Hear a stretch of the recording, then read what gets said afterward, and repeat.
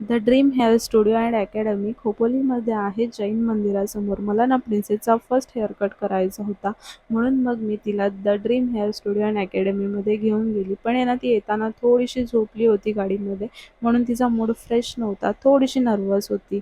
सरांनी तिचे हेअर छान असे चेक केले आणि मग तिला हेअर वॉशला घेतलं.